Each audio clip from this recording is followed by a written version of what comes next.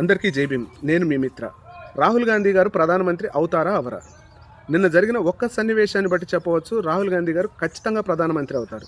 అదేమిటంటే నిన్న కాంగ్రెస్ మీటింగ్ జరుగుతుంటే తెలంగాణ డిప్యూటీ సీఎం బట్టి విక్రమార్క గారు రాహుల్ గాంధీ గారికి చాలా దూరంగా కూర్చొని ఉంటారు.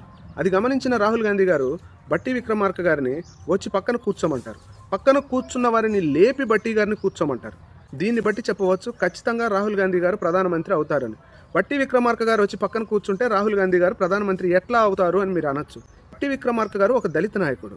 అంటే రాహుల్ గాంధీ గారికి కులమత భేదాలు లేవు అని మనకు స్పష్టంగా అర్థమవుతుంది. అంతేకాకుండా బట్టి విక్రమార్క గారు తెలంగాణ డిప్యూటీ సీఎం కంటే ముందు ఆయన ఒక నికార్సైన కాంగ్రెస్ నాయకుడు. కాంగ్రెస్ పార్టీ 10 సంవత్సరాలు అధికారంలో లేకుండా ఉన్నప్పుడు బట్టి గారు ఒక్కడే ఒంటరి పోరాటం చేశారు కాంగ్రెస్ పార్టీని అధికారంలో తీసుకురావడానికి. అంతేకాకుండా టీఆర్ఎస్ అధికారంలోకి వస్తే దళితుని ముఖ్యమంత్రి చేస్తా అని కేసీఆర్ గారు అంటారు. కానీ ప్రతిపక్ష నాయకుడిగా బట్టి విక్రమార్క గారు ఉంటే అది కూడా ఓర్చుకోలేని కేసీఆర్ గారు ఎమ్మెల్యేలను సంతలో కూరగాయలు కొన్నట్లు కొని బట్టి గారి యొక్క ప్రతిపక్ష హోదాని కోల్పోయే విధంగా చేస్తారు.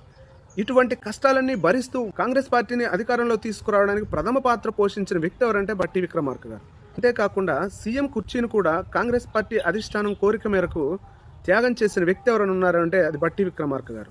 అంతేకాకుండా మొన్న జరిగిన ఎంపీ ఎన్నికల్లో వారి యొక్క సతీమణి గారికి ఎంపీ టికెట్ రావాల్సి ఉంటే కాంగ్రెస్ పార్టీ అధిష్టానం కోరిక మేరకు ఆ సీటును కూడా త్యాగం చేశారు.